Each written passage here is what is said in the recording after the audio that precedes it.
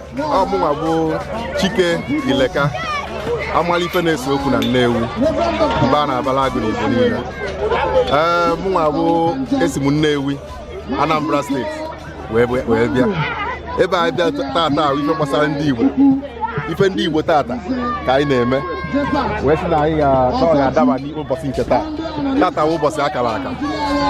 Ọ ife anyị bịalụ taa anyị gosi ka anyị display kwa wee gwa ndị obodo, gwakwa ndị niile nọ na United Kingdom na ndị Igbo nọ n'ebe ọnwụ na onye Igbo nọ na anyị na-agbakọnata ọnụ cheta onwe anyị.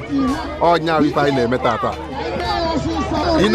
Inegharị anya ihe afụ ndị Nnewi na kanopi ebe Nnewi nọ, ndị yicha yunifọm anyị a, ma ndị nke ụmụ nwaanyị ma ụmụ okorobịa ma ụmụaka, anyị zuru ezu ebe a. Anyị nwa nọ n'ebe a niile, ife niile nọ ebe a, ma ụda akpụ enyi Nnewi a, ma Dr. Onyeka eze nwa Chiemeka Ileka ha, ife niile ndị Nnewi ji biri na United Kingdom ha zuru ezu ebe a. Ọkwa na oge luo anyị na-achọ ka anyị pafọm ọ gosi ife anyị ji were bịa. Anyị ji Igbo eze Nnewi were bịa obodo wee bịa ebe a. Anyị bụkwa mmọnwụ anyị eji malụ Nnewi were batakwa ebe a. Ihe niile ahụ ife a ga-eme tata ụbọchị nkiri. Ọ nnekwu na-esi adịdị ya na-eme nnene ọdịdị ofele maka asị na ọ na-awụ kwa jemiọ ma isi ụmụaka, o ji ibu ebu obu isi okenye, ọ dawa adawa ọ dagbuo enyi, ọkpọlewuo mbe. Tata ọ nnekwu na-esi adịdị ya na-eme nnene. Ife niile anyị kwadoro tata a ga-ewepụta ebe a. Anyị ekwukwuo na yọọ Chineke na ụbọchị tata ahụ na sọ mma. Etu mmiri ada ezo tata anyị akwachacha ebe a nwere aṅụrị tupu anyị na-abalị mmiri ewee metụ n'ala. Daalụ hinne, ọ ka o si edo. Ndewo. Thank you very much.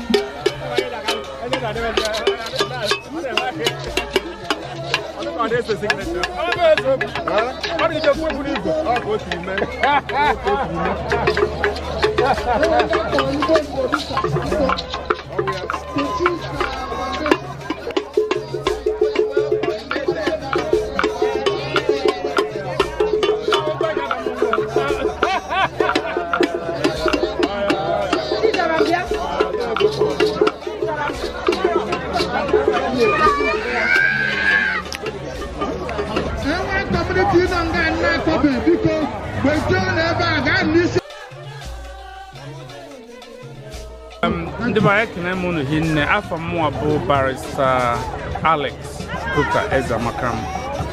Mụnwa bụ President Okija UK, Okija Enyi. Ebe eji mara anyị bụ na Okija be Enyi, and moto anyị bụ Igwebuike do ka mma. So anyị bịa tata ka anyị kwado omenala IFAC, omenala ndị Igbo maka ife na-asọ anyị. So otu gaji wee na-abịa every year anyị na ha abịa na participate properly, and we will continue. And onye ala anyị obi aṅụrị na the place is very big. Ndị mmadụ jugo, ndị Okija anọdụgokwa na-akwado. They are very excited and very happy, looking forward to participating in all activities. So we are really, really proud. I'm very happy to be participant in this organization, and we will continue. Forever may it last. Igbo Queen, thank you.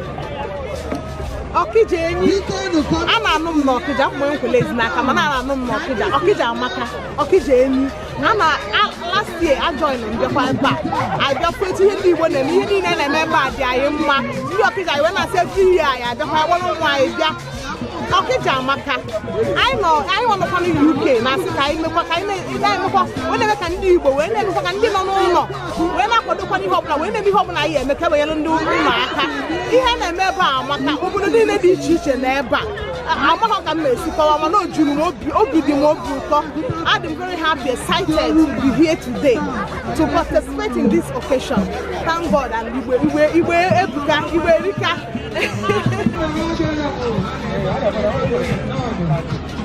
Yeah, I'm Henry Okerafo, Oyengopala, and I'm representing Oyengopala Community Association, UK and Ireland. Ihe awụ omenafọ ndị Igbo. Ọ we had magburu onwe ya na onye achụ a na-achụ onwe. Ile anya otu ndị Igbo si na-aga all over the place.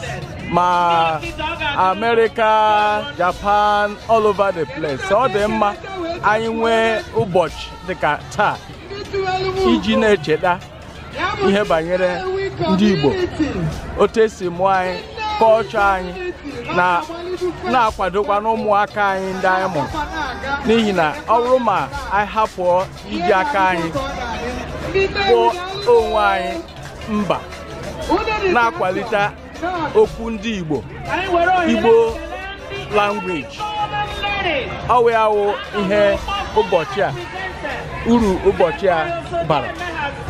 Ọ bụrụ ma anyị hapụ ime ya, anyị kpọrọ onwe anyị asị, so ọwụ uru ọ barala anyị na anyị ga na-echeta ụbọchị a, na a na-eme ya afọ kemgbe ihe a bidoro.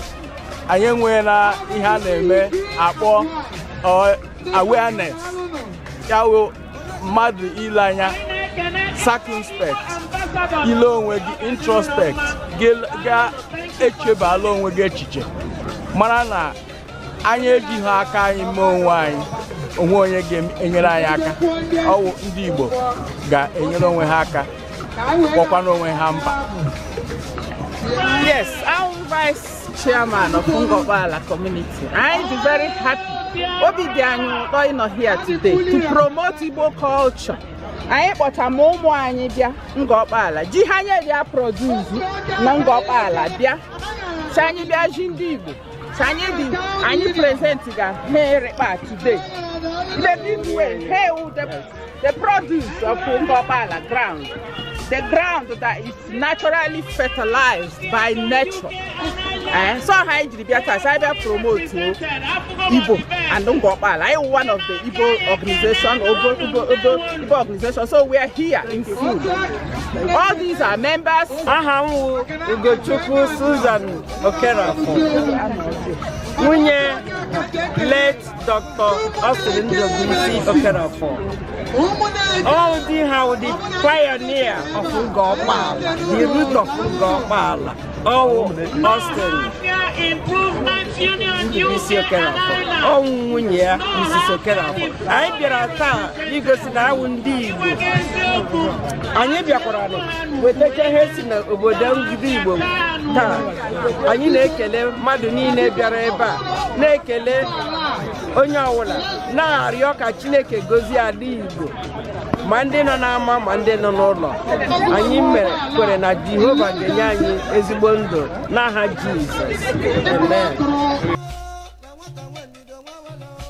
Aha m wụ Abbott ihe a na-achọ. Ndị ebe anyị bịakwutere na ndị Anglican Union UK ha gbakọrọ maka Igbo Day a na-eme today. Na-ekele onye onyonyo o si bịa maka ihe ndị Igbo na-eme. Ndị Anglican Union UK si Chukwu gọzie ọnụ, gọzikwe ndị na-ahụ maka mmemme a na-eme kwa afọ. So Chukwu abịa ma gọzie onye ihu, gọzie onye azụ, gọzie ụmụ Igbo ebi n'ala. Ihe anyị bịara ebe a taa maka Igbo Festival of Arts and Culture. Ndị nọkwara na ọnọdụ ha taa mpaka ebe a wụọ ndị Anglican Union United Kingdom. Anglican Union United Kingdom ndị nọ mpa ebe a.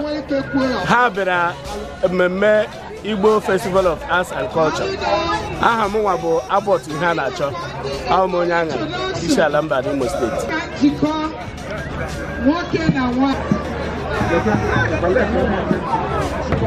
Aha m bụ Dr. Silas Ilobi. Ọ bụ patron ndị Uruala Progressive Movement. Ihe ahụ Chukwuemeka Ozo, ọ ya ahụ former president anyị Ozo, nwanne ya nwoke. Ọ tọrọ. Anyị bịara taa maka ihe a na ihe ekwesịrị na ndị Igbo ga na-agbakọrọta, na-akpọkọrọ ụmụ anyị na-ahụ omenala anyị, na-ahụ ka anyị si ebi na anyị dị n'otu. Ị ga-ahụ obodo niile nọ nga obodo anyị nwa ndị Uruala nọ nga, ụmụnne anyị ka nọ n'ụzọ na-abịa. A na-abịa mgbe anyị ga-apụta nga akpọ egwu gbaa egwu ama nke anyị ji eme. So anyị kelere ka anyị kwuru n'obere okwu. Onye ọbụla bịa nga ga-ala n'udo. Ihe ọbụla ndị mmadụ iri nga ọ ga-edochi ha ahụ. Afọ ọbụla anyị ga na-emekwa na anyị mere lachị, anyị nọkwa nga anyị dị represented, anyị mere otu ibe anyị si eme. Lakwa were na-akọ akụkọ. Igbo one of the major tribes in Nigeria, from the eastern part of Nigeria. So here in North to showcase our culture. Easy for the people now, Ndi Igbo, obodo mbaeji amaka. So here in Ejinga ata bi heji mara Igbo ya mere eji yiri ataya ID. So I can learn on. Aha mbugo Chinyere Nwokoro. Anyị bụ ndị mba anọ. Anyị bịara ikele unu maka isi ebe unu si n'omenala anyị ka ọ dịrị uwe ebi ebi ya dịkwara unu mma. Anyị dị obi dị anyị mma. Okay, thank you.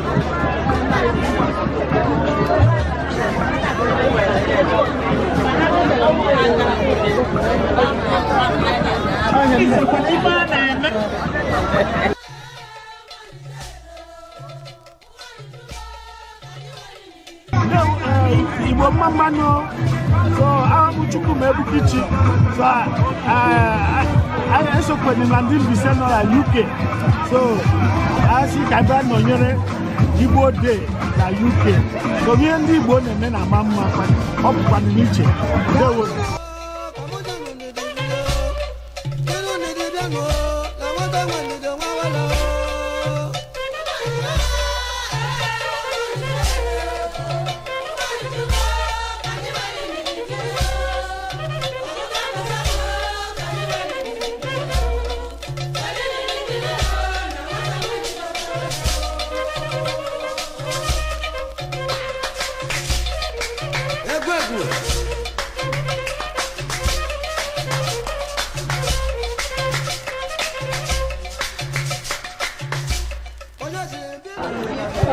I'm Wankire Marcus, I'm President of Ngwa Community UK. Ụbọchị taa bụ ụbọchị pụrụ iche. Ụbọchị ndị Igbo niile gbakọtara celebrate their culture. Ụbọchị taa kpọrọ IFAC, Igbo Festival of Arts and Culture. Communities dum bịara n'obodo a taa. Kwupụta ihe eji mara ha. A na-akpọ anyị n'otu onye ọbụla bịa gosi ihe o ji bụrụ nwafọ Igbo n'omenala. Anyị na-eche ka oge anyị ruo ndị Ngwa ka anyị nwee ike bịa gosi ndị Igbo omenala anyị. Anyị bụ egwu bịa ndị Ngwa zuru ezu and obi dị anyị ụtọ ịnọ ka Chineke mere ebere. Eluigwe mmiri adịghị ezo today. So anyị nwere obi ụtọ. Ha na-ele anya na anyị ga-enwe ohere gosi culture anyị taa, gosi omenala anyị, gosi ụmụ anyị ka esi eme omenala anyị. Ọhịa bụ ha si bịa obodo taa iji gosi ụmụ anyị otu anyị si eme omenala Igbo. Ọhịa bịara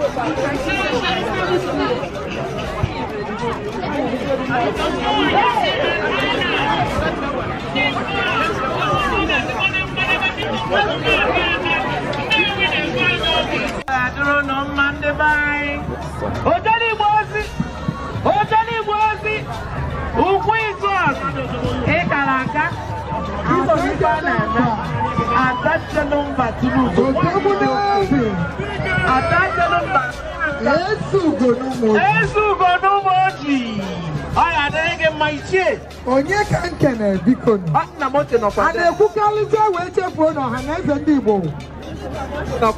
ọ dịkwa fully represented Dr. Nnanna Igwe ya bụ otu nwoke ka dị simple na-alụrụ Igbo ọlụ.